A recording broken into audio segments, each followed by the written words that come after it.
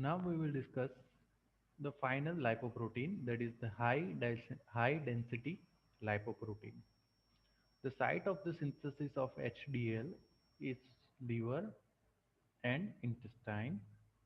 Major lipid which is present here is also cholesterol. Major protein which is present here is ApoA1. Okay, remember ApoB48 was associated with the chylomicron.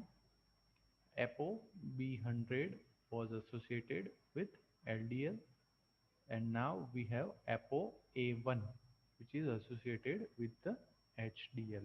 Okay, all these three are present as integral proteins in the structures of lipoproteins. Okay, ApoC as well as ApoE is are peripheral protein which are usually exchanged between these lipoproteins. Okay. Now, if you see the function of HDL, it transports the cholesterol from peripheral tissues to the liver. Okay. So, in a way, it does the reverse cholesterol transport, and that's why it is also known as the good cholesterol. So one thing you have to know is that the if cholesterol comes to the liver, then the cholesterol will be excreted, or its product will be excreted via bile.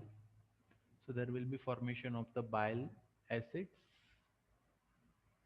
which have certain specific function, and after that they will be excreted via bile.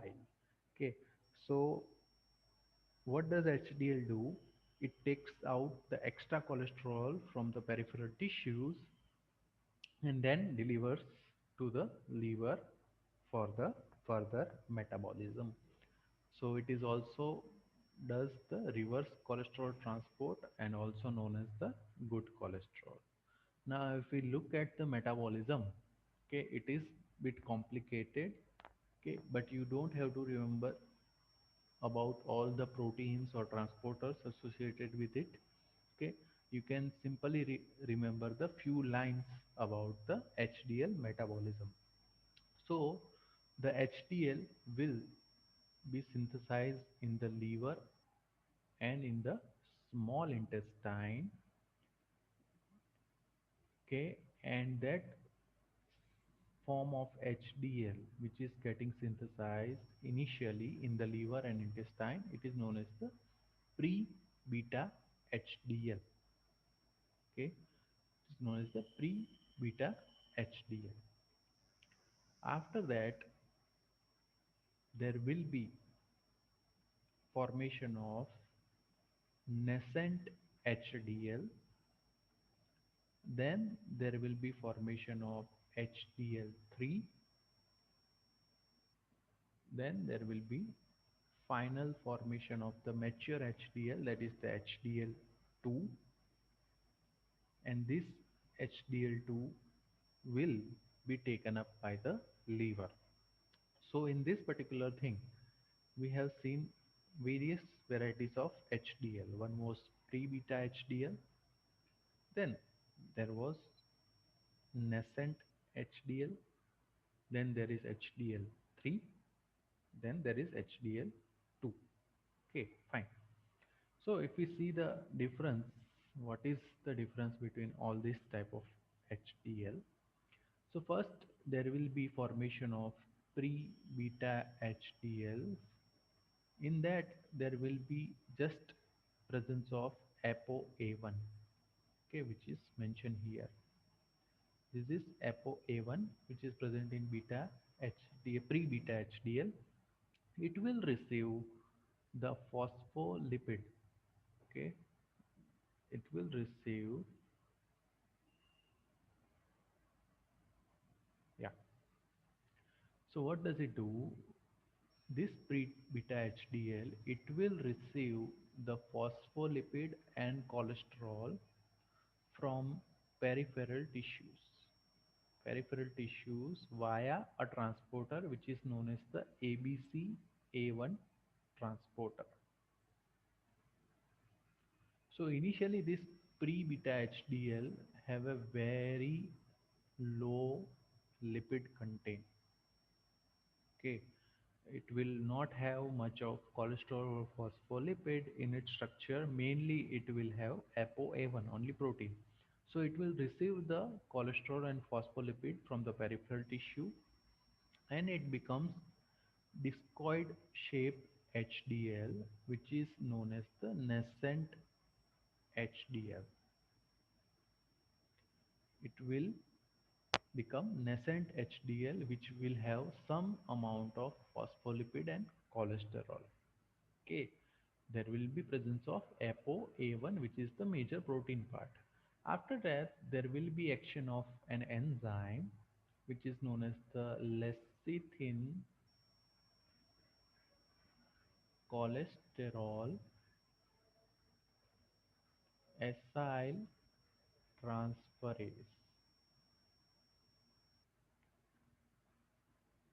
So what does it do? It converts this nascent HDL into HDL3. Okay, it will convert the nascent HDL into HDL3. So this LCAT will do, as its name suggests, lecithin cholesterol acyl transferase. So it will transfer the acyl chain from lecithin to cholesterol.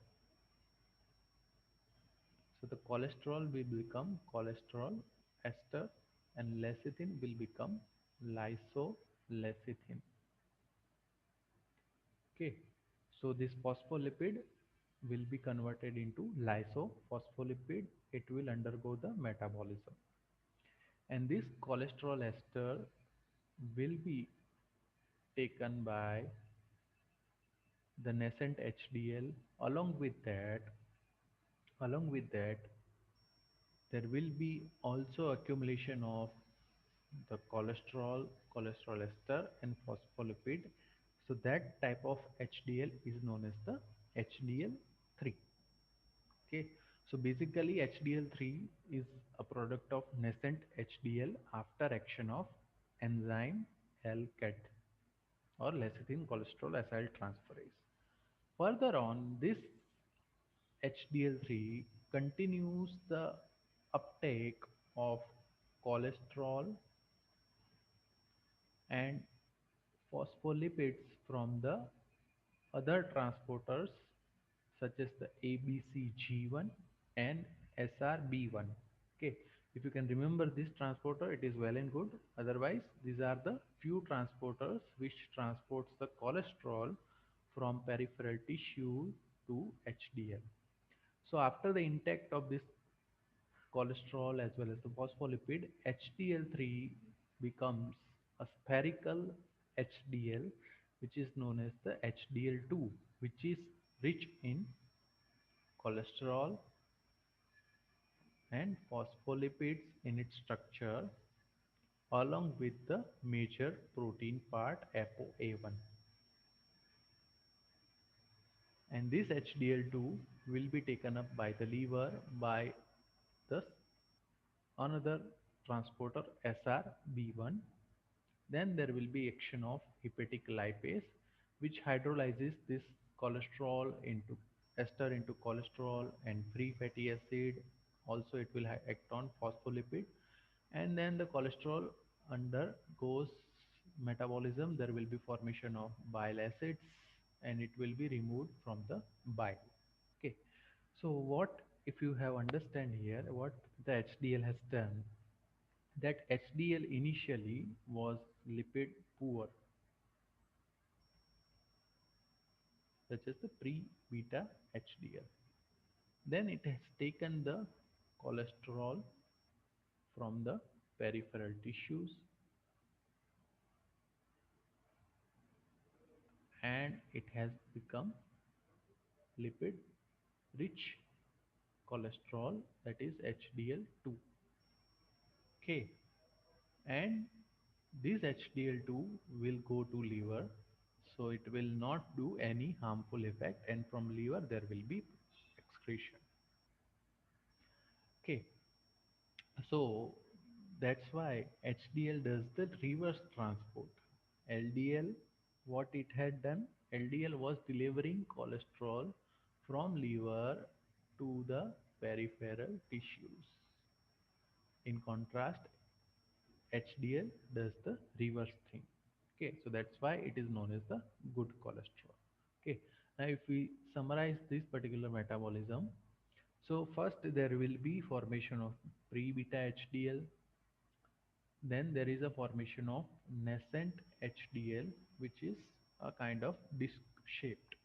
Okay, disc shape. This HDL will receive the free cholesterol from the peripheral tissues via certain transporters like ABC A1, okay, scavenger receptor B1, etc. etc. So it will turn into HDL3. Then there will be action of lecithin cholesterol acyltransferase. So the cholesterol will be converted to cholesterol ester. The phospholipids will be converted into lysophospholipids. HDL3 continues the uptake of cholesterol from the peripheral tissue. It will be turned into HDL2, which will be a spherical or oval shaped HDL. This HDL will be taken up by the liver and it goes on to the metabolic. Okay, there is also another fate of HDL, that HDL will transfer certain of its cholesterol to the other lipoproteins such as the VLDL. Okay, that we will discuss in next few slides. Okay, so this alcat is the main enzyme here, which is synthesized in the liver. What does it do? It's the donor of fatty acid. Okay, so there will be transfer of fatty acid from the lecithin to the cholesterol. Okay, there will be formation of cholesterol ester, and lecithin will be converted to lysolecithin. During that process, the HDL3 becomes ester rich HDL2. Okay, so after this, the formation of HDL2, there is another protein which is known as the cholesterol ester transfer protein. It transfers the cholesterol esters from the HDL to the VLDL in exchange of triacylglycerol. So it helps in conversion of VLDL into LDL. So if you see here, what does it do? It causes exchange. Okay, if you see here, what it will do, the cholesterol ester rich HDL, it will donate its cholesterol ester to VLDL. In contrast, VLDL will transfer some of its triacylglycerol to HDL. Okay, so as its name suggests, there is an exchange of cholesterol esters between HDL and VLDL. Okay, this particular pathway, okay, try to remember. If you remember the function of HDL, then it is bit easy to remember. Even if you don't recall the certain transporters here, such as the ABC A1, ABC, and SRB, just remember that there are certain cholesterol transporters which transports the cholesterol from the peripheral tissues to the HDL. Okay, HDL2, okay, which is delivers some of these cholesterol esters to the VLDL and LDL. Some of the cholesterol ester will be delivered to liver by SRB1, which is known as the scavenger receptor transporter B1, and then it loses its fat content, and once again it will be converted to HDL3. HDL3 continues the delivery of phospholipid and triacylglycerol to the liver, where it will be hydrolyzed by the hepatic lipase. Triacylglycerol will be further hydrolyzed by endothelial lipase. So finally, almost all the content or lipid content of the HDL3 has gone, and it will be once again will be converted to pre-beta HDL. Okay, and this kind of utilization and formation of HDL goes on, which is known as the HDL cycle. Okay, so it is bit difficult to remember at one go. So try to divide first the synthesis of HDL, then focus on the utilization of HDL. And if you combine both the processes, you will be able to understand the HDL cycle. But if you can't remember all this thing in detail, you have to remember this particular slide. Okay, why HDL is known as the good cholesterol and the major lipid and the protein which are present in the HDL. Okay, fine. So HDL does this the reverse cholesterol transport. So it decreases the cholesterol deposition into the peripheral tissues, and it transports the cholesterol to the liver.